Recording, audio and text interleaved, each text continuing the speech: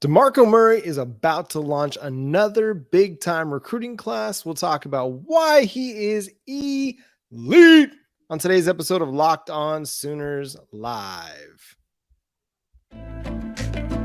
You are Locked On Sooners, your daily podcast on the Oklahoma Sooners, part of the Locked On Podcast Network, your team every day.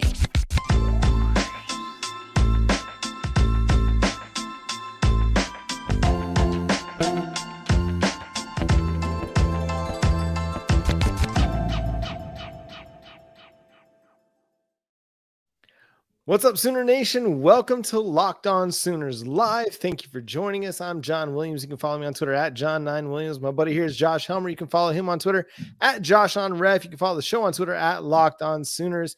And Josh, we got a big-time commitment coming up on the 27th. We got Xavier Robinson of Carl Albert High, the in-state product, set to commit. All signs are pointing to the Oklahoma Sooners, but you never know. We also know that Oklahoma continues to get projection after projection after projection for four-star running back Taylor Tatum and four-star running back Caden Durham. The two sport athletes, Durham running track, Taylor Tatum also playing baseball. So basically what we're seeing is that DeMarco Murray is arguably the best running back recruiter in the nation right now. Well, first off, good evening. Great to be with you. What's up, everybody here live with us on YouTube or listening along across anywhere you consume your podcast, your team every single day right here on Locked On Sooners and the Locked On Network. Yeah, I mean, I think that's a good place to start tonight. DeMarco Murray, and I know we've done this song and dance before, John, but it's not too far removed a couple of years back from there being some legitimate criticism or concern with how things had started. DeMarco Murray recruiting running backs to Oklahoma. And now, lo and behold, you've got maybe, when this thing's all said and done, a little bit of everything in this running back recruiting and eventual signing class, we hope, for Oklahoma, if things go the direction that it seems like they're going for OU. And probably that first domino, it feels like is going to fall tomorrow with Xavier Robinson. And I love what Xavier Robinson brings to the table, because he was a guy that kind of had to carry his offense last year. Over 2,500 rushing yards, a ton of touchdowns, and helped Carl Albert win a state championship in the Class 5A, was the Oklahomans Offensive Player of the Year in Class 5A. So, yes, okay, you can look across the recruiting ratings. You can only see a three-star player. But three-star players, I mean, you get good players sometimes when they're three-star. We've had people drop in the comments at time and say, yeah, CD Lamb, three-star. You look back at like a guy like Des Bryant, an under-recruited player because of, some size, deficiencies he might've had at one point in time. I mean, three-star players aren't all created equal, and Xavier Robinson can just straight up play football. He's a really good football player. I've seen some rumblings that they might try to use him a little bit in the H-back role as well. I mean, he's got the size to do that, to be both a dynamic receiving and running threat, a la maybe a Mikey Henderson, someone who looked like he might be able to play that part for the Sooners, but didn't really ever get that. I mean, that didn't really transpire. So this is a team that is very much valuing the running back position, and for good reason. Jeff Lebby wants to run the football, right? We saw it in 2022. Even when Dylan Gabriel was running the ball, they wanted to be a big part. They wanted their running game to be a big part of their offense. And what better way to show that than to prioritize the running back position? Grab the number one running back in the class, grab a speedster in Caden Durham, and then grab a big physical prospect in Xavier Robinson, someone who's going to just punish defenders. If there was one issue that Oklahoma had in 2022, I mean, there were several issues Oklahoma had in 2022, but one of those things was short yardage. And a guy like Xavier Robinson helps fix that problem for you. Well, I think it's important to have different types of runners, different types of backs. Xavier Robinson being a 6'2", 220, whether or not that eventually for Xavier Robinson, I mean, whether or not he's just a typical running back for Oklahoma and he's just an absolute bruiser at 6'2", 220 pounds, John, or if, he does eventually kind of fit into the H-back, fullback type role for Oklahoma that guys before him, frankly, have made famous, John. I mean, and have made NFL careers out of being that guy. And then eventually down the road for Xavier Robinson, who knows if you have the pass catching skills and just the natural athleticism, H-back to fullback to tight end, as you kind of climb the ladder into maybe the professional ranks, there's more than one way to get to the National Football League from the University of Oklahoma. And for OU, not every back has to fit into one specific box where you're, 5'10" to 6'1" and 190 to 200 pounds. I mean, it's okay to have a 6'2", 220 guy lurking around in the backfield to go along with a Durham and with a Tatum. So I love that aspect to it. Let's hope that gets the ball rolling on the commitment train for the running backs group in this class for Oklahoma tomorrow. Some folks a little bit concerned about Caden Durham with LSU. What do you make of that, John? Sooner Cowboy seems like he really likes LSU too. And what's the late rumor that or the late report that he took another visit or trip down to LSU? So that has folks a little bit concerned. Still seems like Oklahoma's the leader, but hey, a recruitment's never final until there's a commitment, and a commitment's never final until there's a signing for Oklahoma. I guess I would say to that panic, number one, I do still think Oklahoma's the leader. And number two, if you wind up with Xavier Robinson and Tatum, that's still an incredible running back haul to a campus and a program, John, that need I run down the list of the running backs that are already on campus for Oklahoma. So, yeah, I mean, look, want to get all three, want to get Robinson, want to get Durham, want to get Tatum.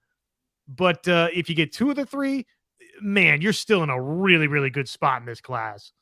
Yeah, I start to wonder at some point, are there enough footballs to go around? Because you look at what DeMarco Murray's done with what's on campus right now, and you have Javonte Barnes, Gavin Sawchuk out of the 2022 class. You got Dalen Smothers, Caleb Hicks in the 2023 cycle, and now you're looking to go for three guys in your 2024 cycle. I mean, you're going to be a locked and loaded running back room when you get to the SEC, and having a diverse group, I think only helps you.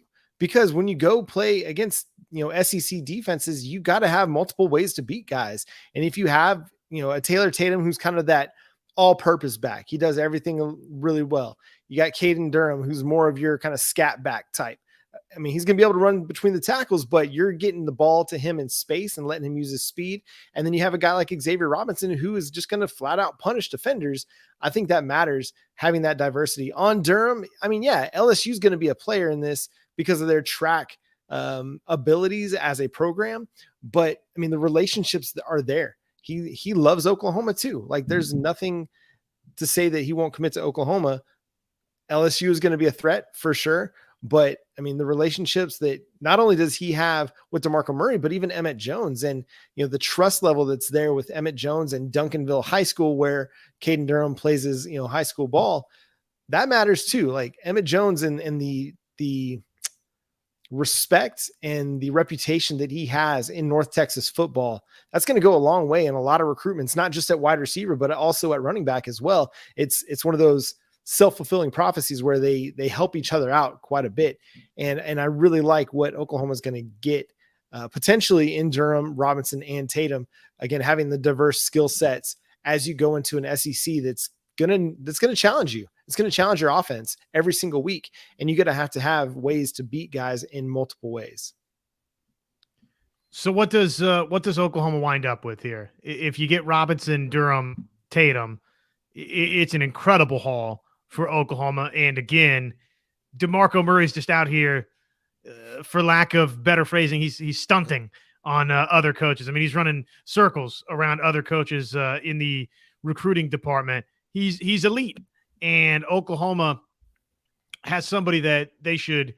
And it's not surprising. I mean, I think we said this when there was some early turbulence for DeMarco Murray, or maybe you and I didn't because we weren't doing the show together yet at that point in time. But you and I in different platforms, or you right here and me somewhere else, we're probably both saying, okay, patience with DeMarco Murray, because here's somebody that, I mean, it's not shocking that DeMarco Murray's recruiting the way that he is, getting the commitments that he's gotten, getting the signings that he's gotten, that we're talking about potentially these types of names in this signing class for Oklahoma. I mean, it's not shocking because DeMarco Murray did that at Oklahoma. He did that with the Dallas Cowboys. And that's sort of what I said whenever there were any problems early, DeMarco Murray is going to be able to recruit as well or better than anybody, because you know what high school kids trust more than anything, John?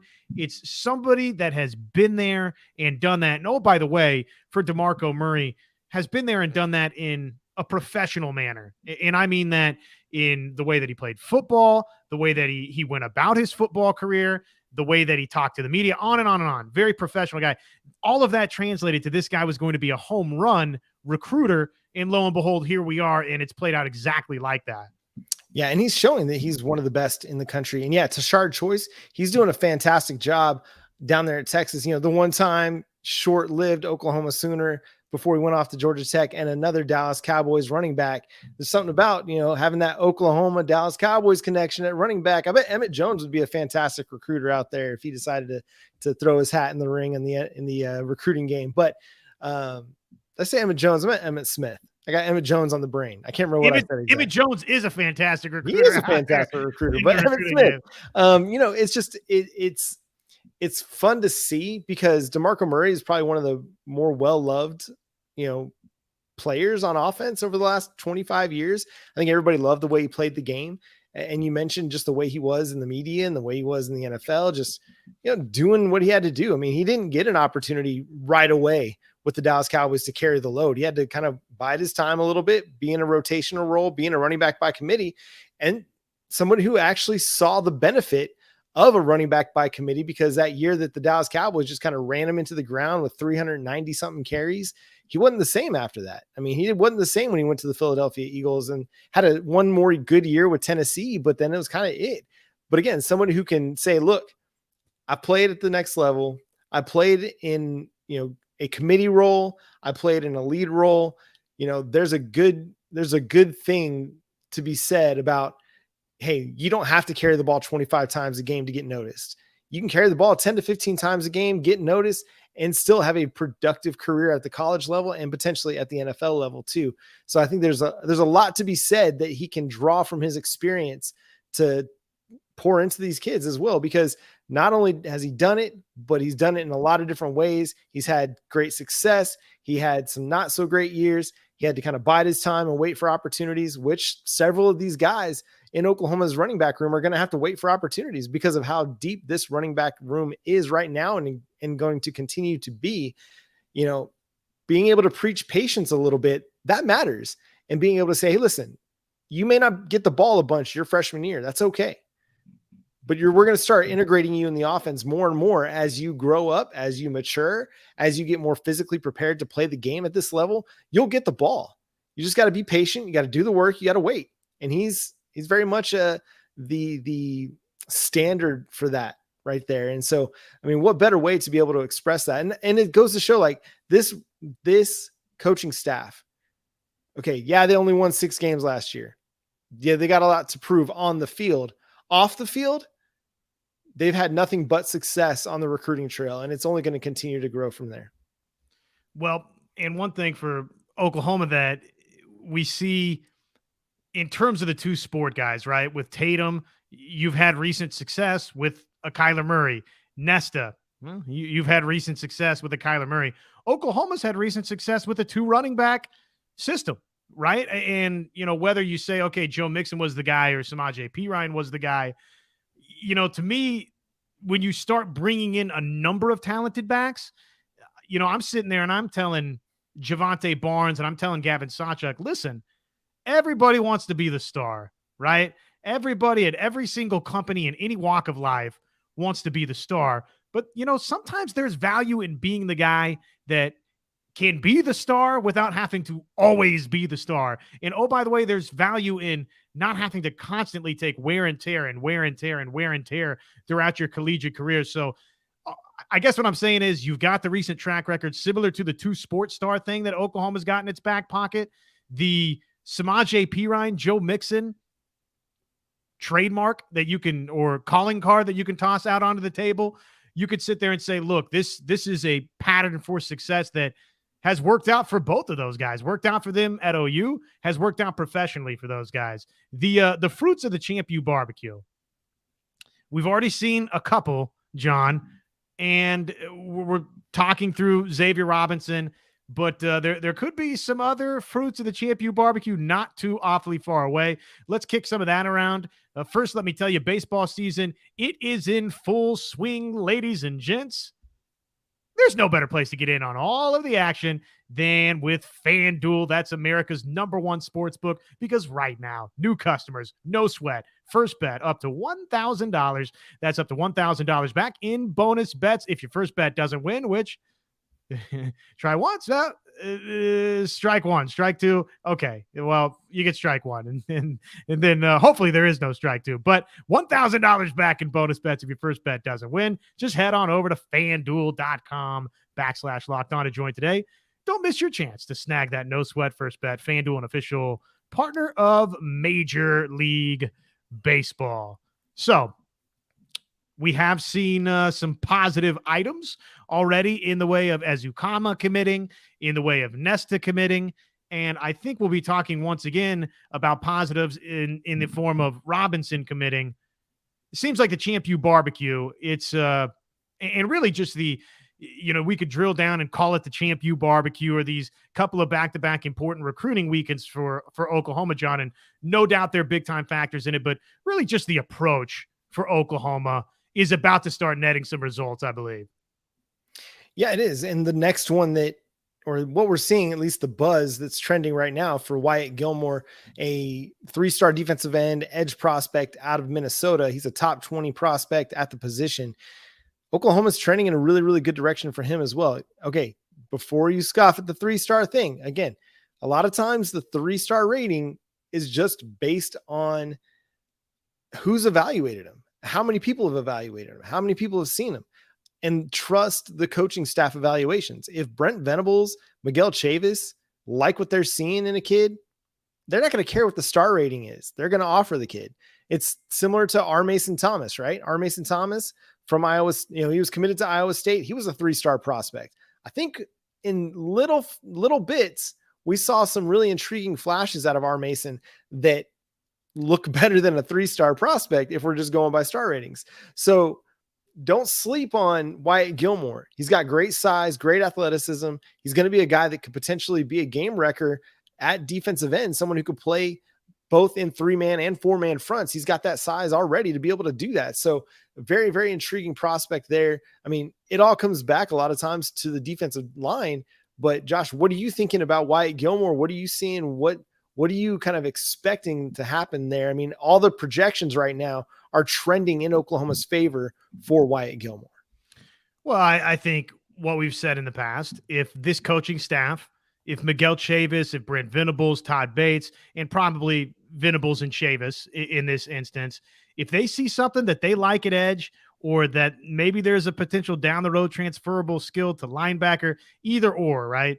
I'm going to trust that occasionally they're going to be able to develop one or two that, yeah, BV could give a rip about stars. I promise you that. Agreed, Kyle. Every once in a while, they're going to have to hit on a couple of those guys where they develop them into 4 or 5-star talents, into NFL-type players.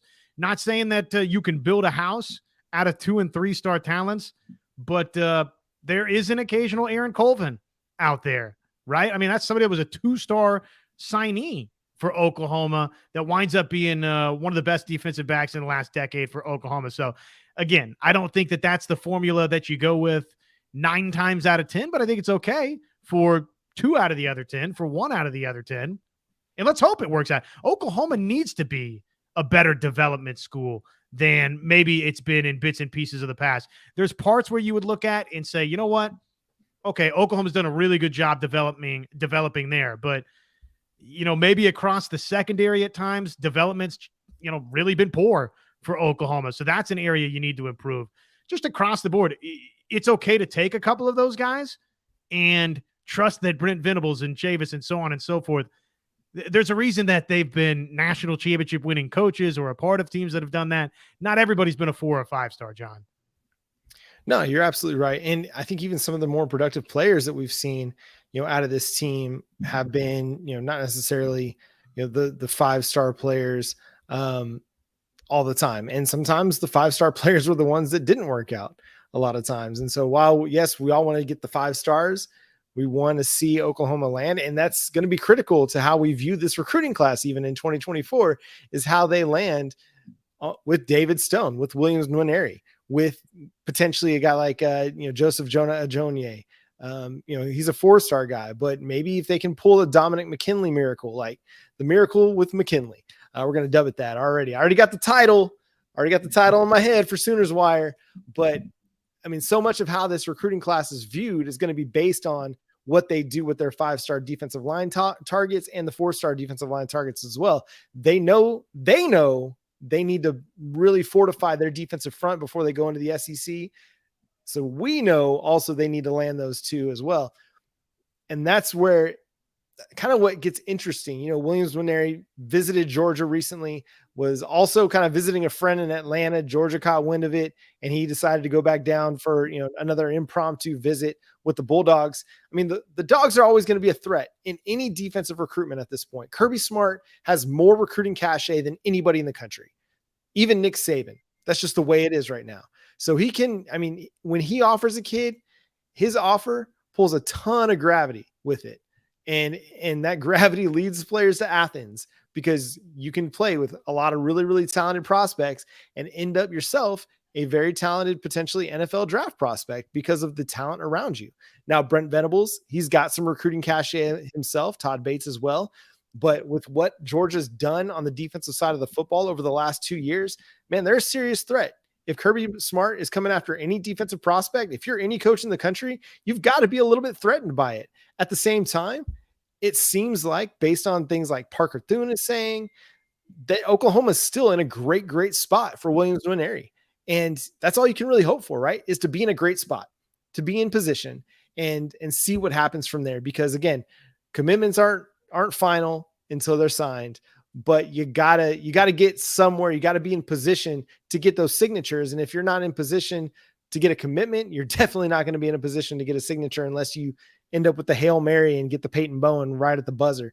I mean, this is going to be huge. Sooners Cowboy, he's mentioning it. If OU misses out on the so-called guys OU is in on, it's same old OU recruiting outside of quarterbacks and skill position. You're absolutely right. What this class is going to be judged on is what Brent Venables, Todd Bates, and Miguel Chavis have been brought here to do. And that's land the elite 4- and 5-star prospects along the defensive line. That's got to be paramount for this class. If they don't, it will be viewed as a bit of a disappointment, no matter how high the ranking is, no matter what else you get. Again, at the skill positions, it won't matter if you don't land David Stone and Williams Nwaneri. But at the same time, right now, as we sit here on the Locked On Sooners live show on June 26th, everything is looking full speed ahead for Stone and Nwaneri. Again, the Hail Marys, Dominic McKinley, Joseph Jonah Ajonye. I'm missing. You're in a great spot for Danny Okoye, also the Noah prospect out of the homeschool out of Tulsa area. Like, that's an athletic dude, 4-star prospect, one of the best in the state. And man, you never know what could happen with the Zadavian Sims. Again, you were able to flip Peyton Bowen from Oregon on signing day after he flipped from Notre Dame. I wouldn't count the Sooners out of the Zadavian Sims sweepstakes until that signature hits the page. This has been a staff of closers. There's no doubt about that. And it's probably safe to assume that somewhere, hopefully a couple of places, Oklahoma is going to close in a way that is elite, right? And it needs to. Every single class, Oklahoma needs to find a way, whether it's folks that are committed or that flip here or there and mitigating a flip here or there. Oklahoma's got to find a way to get those 4 5-star blue chip guys, especially up front. And you're right. It's almost Oklahoma fans will be willing, and I'm going to tread lightly here and softly here. Oklahoma fans will almost be willing to accept a miss or two elsewhere if you've got Stone and Nwaneri locked up in this class. I mean, there is so much emphasis on those 2 guys, on what Oklahoma does with the defensive line, that if you can get that accomplished, then some other things, we'll get a skill guy in the next class. We'll find a skill guy out of the transfer portal, and Oklahoma's already doing well at wide receiver in this class with Kearney and others, but you almost have a little bit of grace elsewhere if you can just get Stone locked up, right? If you can just get Waneri locked up, if you can get some of these other folks up front that we're talking about. Offensive line. Somebody, who was it, John, that asked us about offensive line? What do we think about where Oklahoma's at? How are we looking in terms of offensive line for Oklahoma? Marcus Easley sounds like, Oklahoma's been in the mix there, but doesn't sound like maybe that one's going to swing OU's direction. Who do we feel good about up front along the offensive line? Because I think that's a sneaky position group that Oklahoma's got to get busy landing some commitments and big-time commitments from. Yeah, so this one comes from Dave Coberly 3768, one of our subscribers over on the Locked On Sooners YouTube channel. Hey, if you ever have a question or you ever have a show topic that you want to see us discuss, man, make sure you're subscribed to the show and you're dropping those comments in the show replies, the show comments, because we want to talk about what y'all want to talk about as well. So offensive line, I mean, you got Isaiah Autry. That's huge. A guy that Bill Bedenbaugh wants, athletic offensive tackle with great size, great athleticism, and really good physicality. That's a good starting spot, but you got to build on there. Grant Brix is a name that Oklahoma's really been kind of in a good spot for some time. But again, it comes down to, you got to close on these things. And we talked about Caden Massey in the past, but again, it's a lot of the Midwest schools that you're going up against for not only, Brix, but also Caden Massey. You lost out on Weston Davis to Texas A&M. And Bennett Warren, 4-star prospect, top 200 or top 150 player, according to 247 Sports from Sugar Land, Texas. That's another one that Oklahoma is very much in the mix for. And those are just the 3 offensive tackle prospects that they're in a really good spot for. Then you look at the rest of the offensive line. Liam Andrews is one, the top 100 prospect that they're in a good spot for. They're competing with South Carolina, Wisconsin, Penn State, Miami, and then Casey Poe. You come back to Casey Poe as a guard prospect, and I mean, you're going up against some of the heavy hitters like Alabama and Auburn. And then we talked about Eddie Pierre-Louis with our guy Brian Smith a few weeks back, but that's a very, very intriguing prospect. 6'3", 335 at guard. Brian couldn't speak highly enough of the Tampa Catholic product. You've got the ties to Tampa Catholic with Lewis Carter. You've recruited that school well. Brent Venables has a good reputation in the program, and Bill Bedenbaugh, he's got a great reputation, as good as anybody in the country. Yeah, I mean, Grant Brix has got the girlfriend in Kansas, and girlfriend's undefeated. They're bigger than NIL dollars or coaching acumen. That matters. Those relationships matter, and players follow relationships, and you know what? The girlfriend matters in that recruitment. So it's going to may take a little bit for Oklahoma to sway that prediction. Might I say, it ain't that far for the girlfriend. So if I can, I'm not doing any recruiting here, but just throwing it out into the atmosphere that, look, if you think that's a long road trip, I got news for you. It's not that far to Kansas. What's the commute? What's the commute, Josh? Well, let's see. Where exactly from Kansas? Remind me again. Well, I mean, it's Kansas State is a big time threat right here for the Sooners. So let's say Manhattan. Well, and I guess Brix is an Iowa kid, right? Right. So okay, well that's a little bit further than Kansas, but the girlfriend's in Kansas. All right, come on, that's 5 hours away, something like that. That's no big deal. That's nothing. You could do that in a day trip. Drive down in the morning. Yeah, walk in the park. You know what? Matter of fact, you guys don't want to spend too much time together. It'll just drive you apart. You want to have a little freedom from each other, and then a nice get together.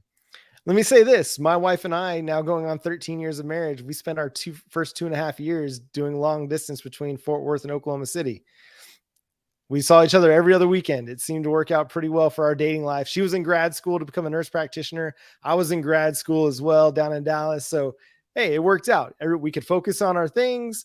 We could, then have every other weekend together where we could really focus on each other. Worked out great for us. So, Grant, the long distance thing can work if you're tuning in here on Locked On Sooners. So, I mean, basically what it comes down to for offensive line is, do we trust Bill Bedenbaugh? Well, yeah, I mean, I think we do. And I think we trust in terms of development. I think Bedenbaugh's done a really good job there, whether it's, out of the transfer portal and then developing. That's why I've said to you, if Bill Bedenbaugh, if he could get the occasional, just a couple more blue chippers than maybe he's gotten in years past, the occasional 5-star here or there. Oh man, what would Coach Bedenbaugh be able to do? Because it feels like that has been, in a lot of spots, development for Oklahoma, whether it's interior offensive line. I'm not saying that there haven't been some blue chippers, but it's not been a bunch of 5-star guys at offensive tackle and offensive guard or center. I'd love to see what Coach Bedenbaugh could do with some of those guys, mixing and matching a little bit of both. I mean, obviously that's the reality, is not everybody's going to be that 4 or 5-star kid, but man, it'd be nice if you could win a recruitment like this. Sounds like K-State's going to be pretty hard to beat for bricks, though. I mean, you look at Bray Walker, and I don't like to bring up past players and their star ratings and talk about them as disappointments, but Bray Walker was a 5-star player, your top prospect in the 2018 recruiting class, and he didn't really do anything for you for whatever reason. I mean, there could have been a number of reasons why it didn't work out, but it just didn't work out for Oklahoma and Bray Walker. Whereas a guy like Creed Humphrey, maybe a lesser known prospect, comes in and he's a star. You talk about a guy like Caden Green. Okay, he's not a 5-star player, but he's a 4-star player. The fact that he was starting for Oklahoma in the spring game, yes, they had a lot of injuries, but still, he was starting with Oklahoma's first unit. That matters. Like, this is a kid that's got a ton of talent and is going to be able to make a big impact for the Oklahoma Sooners.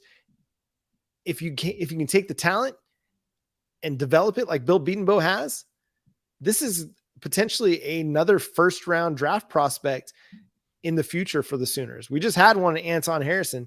Tyler Guyton's getting all kinds of love right now. You got Jim Nagy from the Senior Bowl, Jared Verse from Florida State, talking all kinds of nice things about, Tyler Guyton, who he wasn't an offensive tackle when he came to college. He was a basketball player, and then he played tight end, and then he moved to offensive tackle. And yet we're talking about maybe Tyler Guyton potentially being a first-round pick, or at least a top 100 pick in the 2024 NFL draft.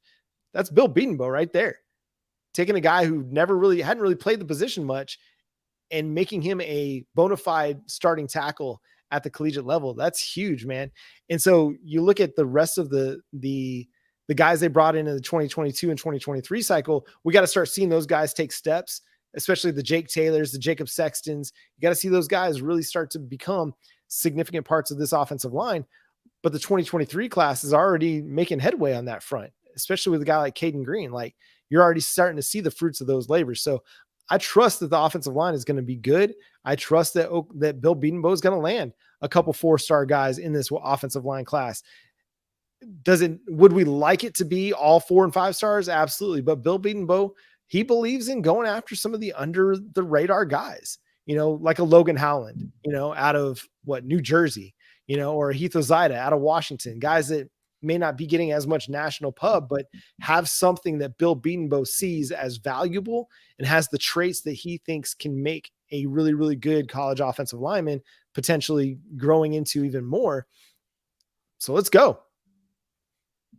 Logan Howland, by the way, out of the Hun School in Princeton, New Jersey. His what a great quarterback name for a school, by the way. It is a cool name for a school, the Hun School, and their quarterback Marco Linez was an Iowa signee, so they actually had a pretty good offense at the Hun School. Not a ton of competition, I don't think, up in New Jersey. I think they were like head and shoulders better than a lot of teams that they played, but hey, all the same. And part of it, with somebody like that, I mean, it probably factors into the recruiting a little bit. The top recruiting evaluators, I don't think, are, for the most part, located in New Jersey, right? I mean, a lot of those guys are in Florida, they're in Texas, they're in California, you name it. I mean, the top hotbeds typically for football recruiting. So sometimes maybe that works against a guy like Howland. And even then, I mean, he ends the cycle, John, as a 4-star, probably because a lot of people flipped on the tape and said, you know what? Yeah, I think Coach Bedenbaugh and company, I think they've identified somebody that's pretty good. as it pertains to the Bricks recruitment, with the recruits, with the visits already being, behind him, which this is the case for most guys, but came to Oklahoma June 9th, went to Kansas State on the 16th, Alabama, Nebraska. Those are the primary suitors.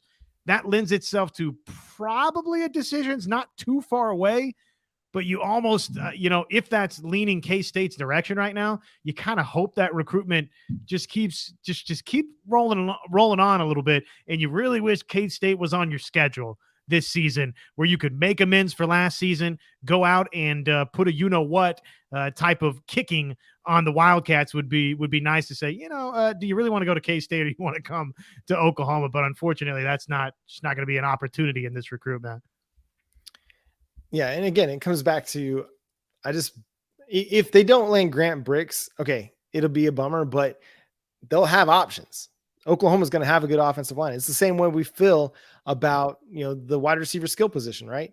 We believe that they're going to be able to develop wide receiver talent, and they're going to be able to recruit it. Same thing at offensive line. Like, if you're an offensive lineman, why wouldn't you want to come play for Oklahoma and Bill Bedenbaugh? I don't know. Now you're going to get to go into the SEC, and you're going to get to go against some of the best players in the country and develop tape that potentially puts you as a top, 100 or at least a draftable prospect at the NFL level. We talk about a guy like Wanye Morris, who was kind of buried at Tennessee, came to Oklahoma, even had to sit a year after transferring to Oklahoma, and then made himself a draftable prospect with just 1 year, even after having kind of a bit of an injury laden season. And so, the Grant Bricks thing, we got to follow it, but it's one offensive lineman that they're targeting in this class. There's other good options as well. Bennett Warren. I mean, that's one that Oklahoma seems to be trending in a really, really good spot for. Caden Massey, again, you're going to have to compete with like Nebraska and K-State and Kansas, but again, you still feel really good about it. And then the interior offensive line guys, like, they're really looking to beef up with some of those interior offensive line prospects, especially Eddie Pierre-Louis, like 330 already as a junior in high school. That's pretty impressive. Now it just adds more strength, adds more athleticism to that frame. And I mean, you got yourself a bona fide, interior player specifically at guard that's going to make you a really, really tough team to beat, especially if you want to run inside. So I'm liking where Oklahoma's at. Obviously, we want to see the commitments. You talk to a guy like Parker who, he'll share some of this, but I mean, I think he believes July is going to be a big month for the Sooners on the recruiting trail. You're going to get several commitments. So it's coming.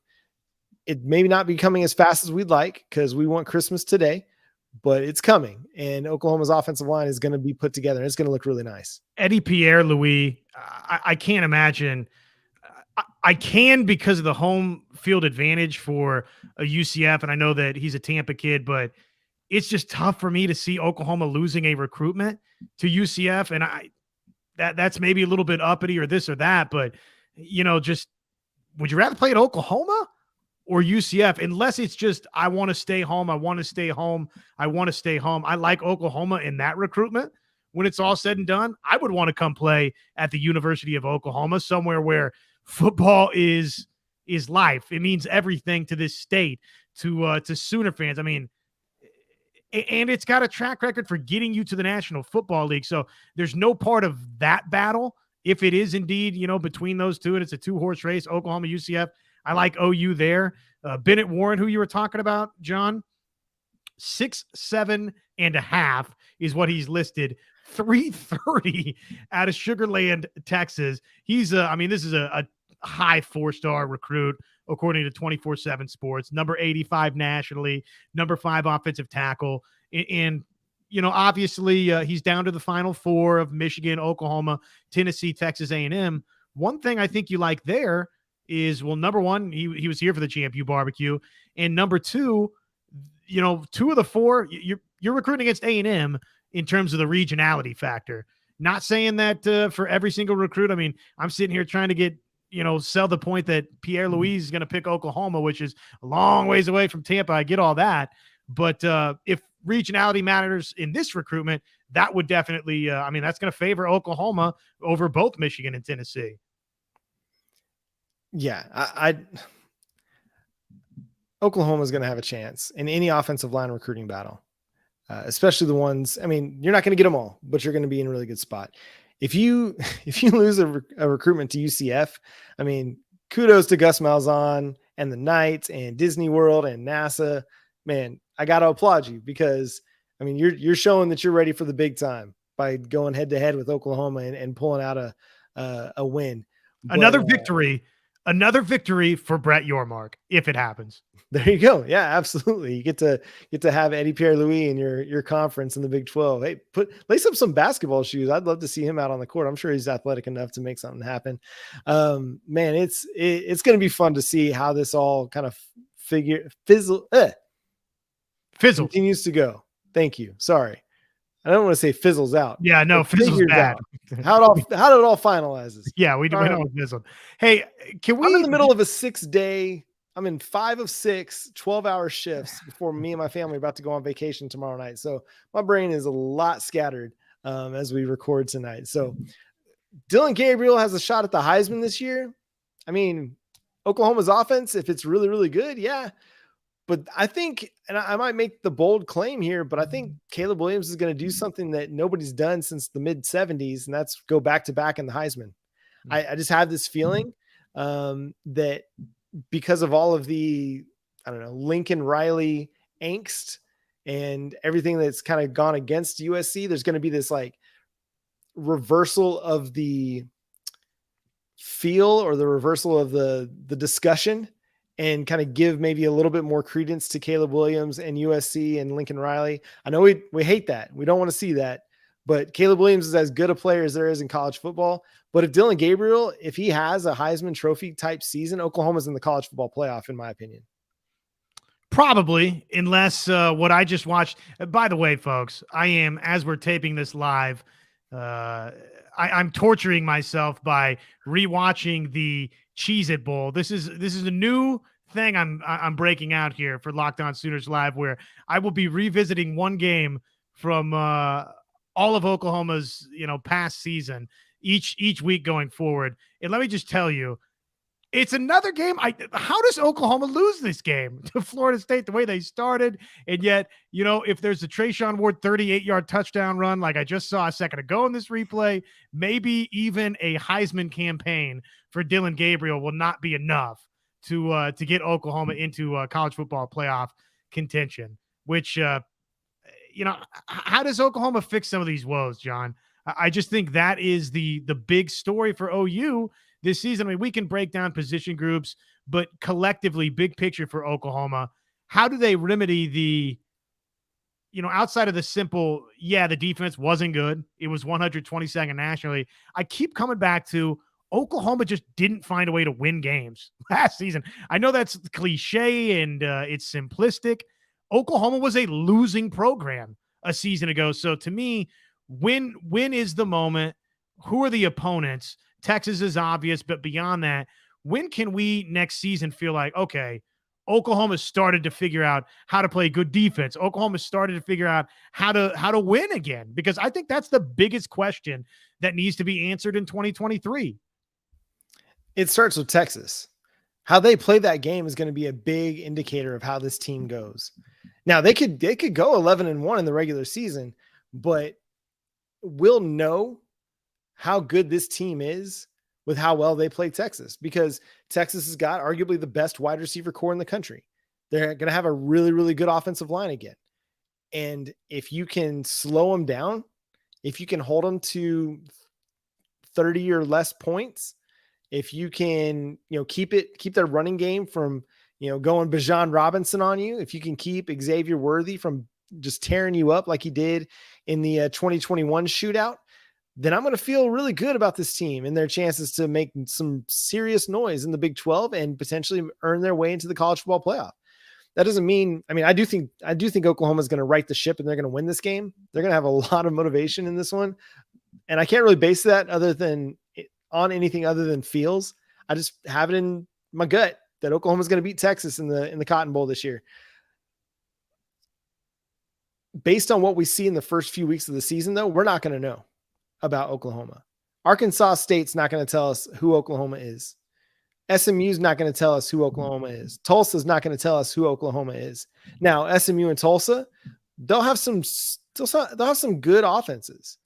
Not Big 12 good, not Texas good, but they'll be good tune-ups. You'll play Kansas, you'll play Iowa State, potentially tricky games, but you should win those games. If you've got Big 12 title aspirations, Iowa State and Kansas do nothing for me. If they aren't better up front, and Jason Hughes mentions it over here in the chat, if we can stop that run game up the middle, we'll be all right. I truly believe that. And I think Brent Venables believes that. If they're better up the middle at defensive tackle than they were a year ago, they're a better football team. They're not allowing Baylor to run all over them. They're not allowing, Garrett Green to go Super Saiyan on them. They're not allowing some of these games to happen where they're giving up, a 38-yard run because, the linebackers were blocked cleanly because, it was easy to get to the second level. No, they went after, a lot of interior defensive line targets to bolster that middle so that they're not allowing easy runs and they're not allowing the offensive line to get to the linebacker level and make clean blocks. No, they're trying to make things a lot harder on opposing offensive lines. Now, guys like Dejon Terry, Jacob Lacey, Davin Sears, Philip Paya, they've got to show up and they got to be good. Grayson Halton, who I think is going to have a breakout season, Jordan Kelly, Isaiah Coe, all these guys, they've got to be really good. And they have to be. Like, if they're not really good, we're going to see a lot of the same problems on defense that we saw a year ago. But as a collective, and we can throw Jonah Luula into that mix as well, because he's going to be playing a lot more defensive tackle. If as a collective, they're better, this defense is better, this team is better. You talked about, the way that they lost close games. I mean, they were not clutch. They were unclutch in a lot of ways, but because they had to play so many close games, I mean, you play tight and sometimes you miss those opportunities. But if they are just a little bit better defensively, they're leading at the end of those games as opposed to trying to make comebacks to win those games, or they're making stops in the final moments of those games as opposed to letting Texas Tech just drive down the field at will, or even allowing Texas Tech to come back in that game after being down big because they're just a little bit better defensively. That's how important this is to the Oklahoma Sooners. They've got to be better defensively. And if they are, they're a much better team. And let's hope that guys like you talked about, in our last show, if you folks missed it, you can check it out on YouTube or anywhere you consume your podcast. Locked On Sooners, where you can listen to Sooners coverage, your team every single day. I told you, John, it's almost like this whole football team you can break down in pairs in some ways. And to me, one of those pairs that, as we're grading how this thing's going to turn out for Oklahoma, one of those pairs is Isaiah Coe and Jordan Kelly. And so if we're saying, okay, this team needs to get just that little bit better, okay, well, which one of you two wants to be great? You've been good. You've been good. You've not been great. That little bit more, right? Or folks from the transfer portal, or Stutzman was really, really good. Do you want to be great? Are you ready to be great? Just that little bit more across the board for Oklahoma, which, frankly, let's call it what it is, collectively is a lot of bit more across the board for Oklahoma, because you finished 122nd nationally, and yet there were good pieces. There were good bits and pieces. It just wasn't in key moments, and it certainly wasn't collectively, and it wasn't complimentary, whether that's offense or defense. So, I mean, I'm sitting here in Oklahoma again in this Cheez-It Bowl. I'm rewatching it. And, offensively, you get off to this great start, but you don't continue in the game. West Virginia offensively, horrible start. You get things going a little bit in the second half. It's just all of that for Oklahoma. They got to find a way to be a more complimentary football team. If something's positive, they've got to find a way, John, to keep the momentum and keep things positive. And defensively, again, everybody's just got to elevate, whether that's the transfer portal additions like a McCullough that we think is going to be a star, whether if that's guys that are in-house, everybody, next level. And I told you in yesterday's show, too, that we are at this point of the offseason. Folks, I'm ready to sign up for 12-0 again, okay? I'm ready for this team to go win a national championship. That is the standard at Oklahoma. I understand being realistic with this team and with this program and how bad it was a year ago, but everybody in that building, John, I guess what I'm saying is they need to have that expectation. They need to have that belief that they can do that because it's been done at Oklahoma before. And I hope Kim's right. I hope you're right, Kim. BV will have the defense in top form, and I can't wait to see all these pundits eat crow. Big 12 champs, college football playoff, and I think you said national champions as well, Kim. You left that part out. Yeah, that's right. We're not gonna aim low. We're aiming high. It's simple. Just be better, right? Now it's just a matter of being better. You hate to kind of narrow things down to that, but when everything is as bad as it was, really just got to be better. And now they've got guys that are talented enough for this team to be better defensively. It's just a matter of putting it all together. We think the offense is going to be really, really good. We think they're going to have a great running game. And if they have a really, really good running game, being better in short yardage situations than they were a year ago, then they're going to be a better team all the way around. I mean, they got to be better on third down, red zone, fourth down, all that. But if their defense is not better, then it's not going to matter how good they are. This is a team that, they scored 32 points per game. They allowed 30 points per game. You allow just 25 points per game. Maybe you win 2-3 more games. This schedule, all the improvements on the defensive side of the football should allow you to improve by 5 points per game this year. This staff, John, right? I mean, if Brent Venables and, Chavis is Chavis, you got to prove it, right? I mean, edge guys, it can't be defensive ends, edge rushers. It can't be, hey, gangbusters in the non-conference. And then wait a second, why are we not the TFL team or the sacks generating team that we were throughout the non-conference in Big 12 play? Because that was a sad reality for Oklahoma a year ago. And you know what? Okay, on-the-job training is done, Miguel Chavis. I'm a big fan. I love Miguel Chavis, the guy. Time for results. The team outside edge needs to get better, needs to be more consistent than it was a season ago. Pass rush has to be significantly better. And that needs to be the expectation, that it's going to be a lot better. Time to unleash our man, R. Mason Thomas.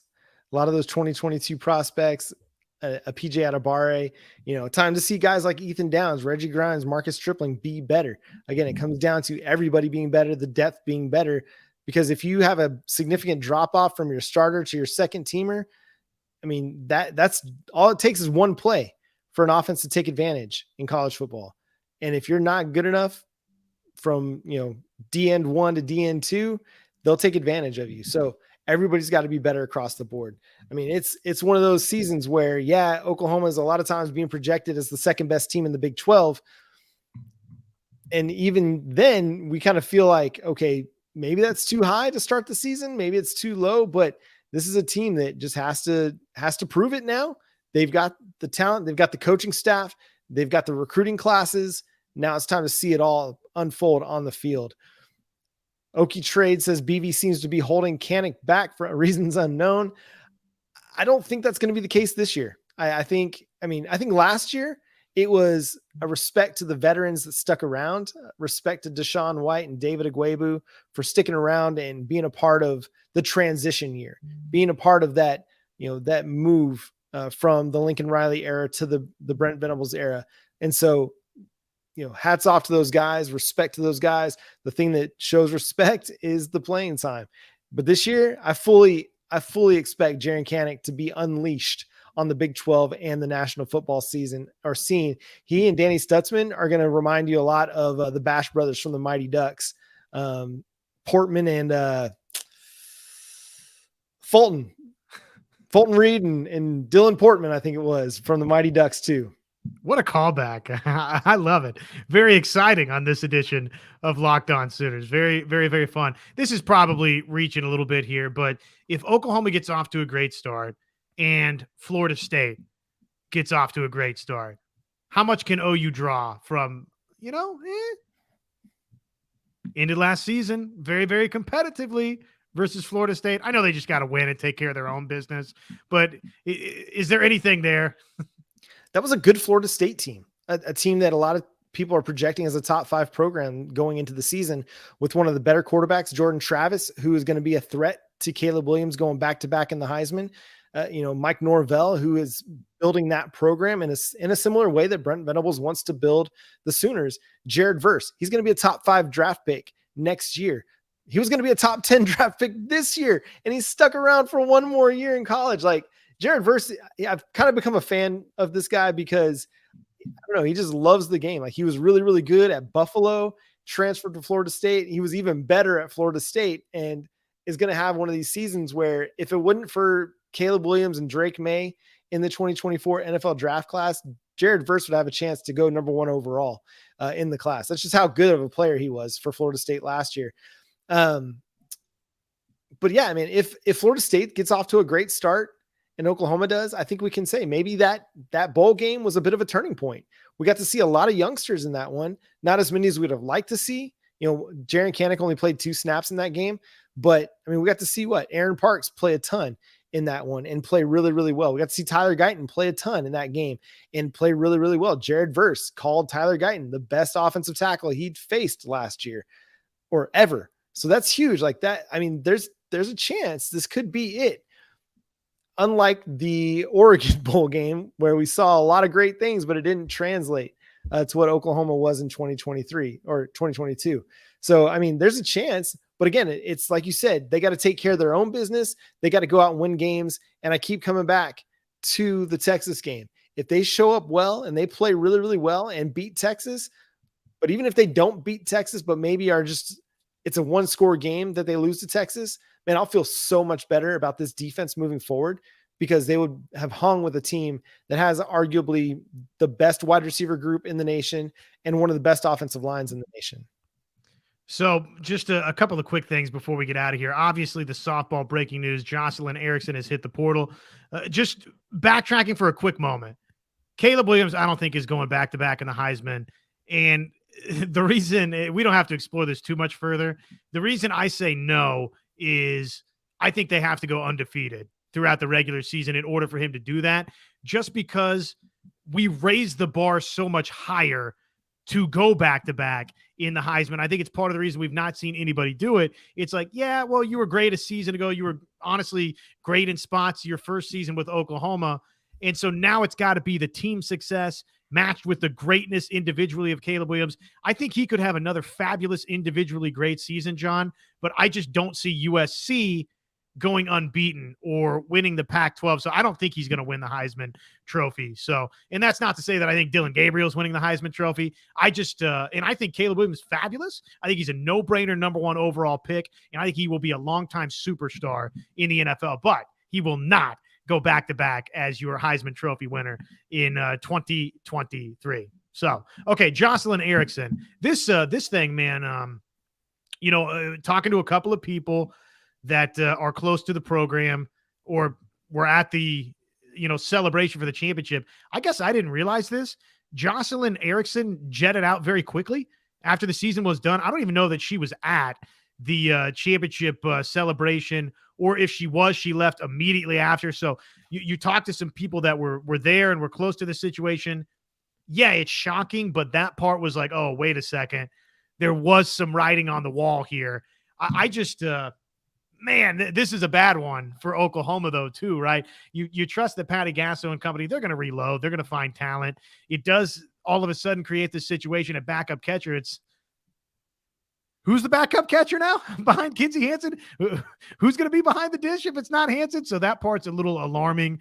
Obviously, the incredible start that she got off to, swinging the bat last season, a ton of pop, a ton of potential there. So it's a significant loss. I'm not going to sit here and downplay like this wasn't somebody that was arguably Oklahoma's best player and certainly the top bat coming in the last signing class. I don't know the reason why Erickson would leave other than, I guess Hansen chose to come back and probably there's an opportunity out west.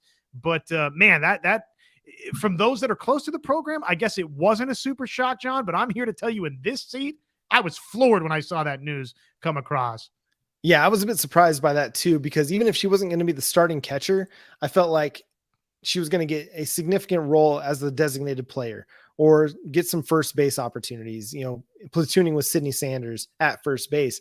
So yeah, very surprised by that. I mean, for much of the early part of the season, she was hitting over 500 and leading the Sooners in batting average and home runs and RBIs. And then, lost some playing time, in the middle part of the season when Kinsey Hansen came back. But I mean, Patty Gasso kept calling her number, in the NCAA tournament, and but she didn't necessarily hit well. She was just 2 for 11 in the NCAA tournament, and those 2 hits came against Cal. So from the super regional through the Women's College World Series, she was kind of over.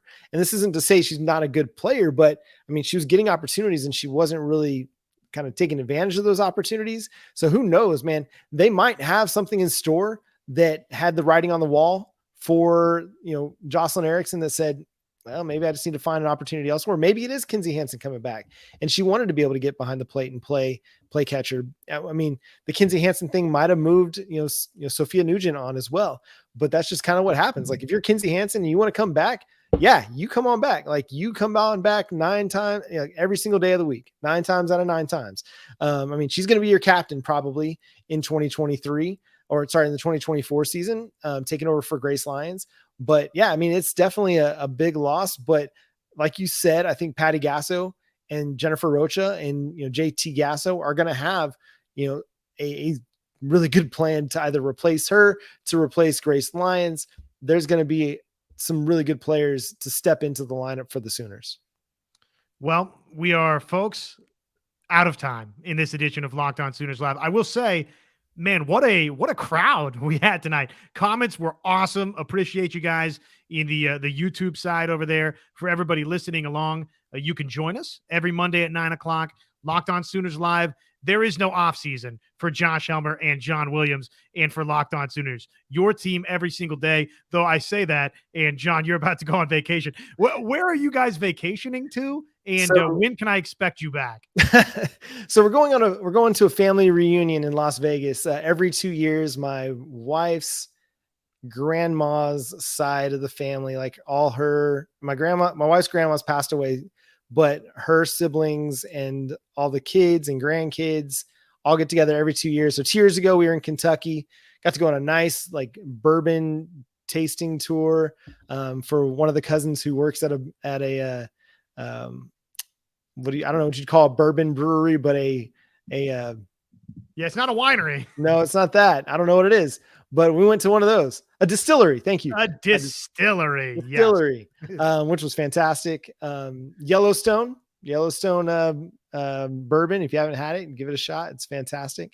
But then 2 years before that, it was Oregon. So this year it's in Las Vegas, but myself, my wife, my 7-year-old daughter, my 2-year-old son, we're going to road trip. We're leaving tomorrow night, Tuesday night from Tahlequah, Oklahoma, where I live, to Oklahoma City. Then Oklahoma City, we're going to Santa Fe, New Mexico.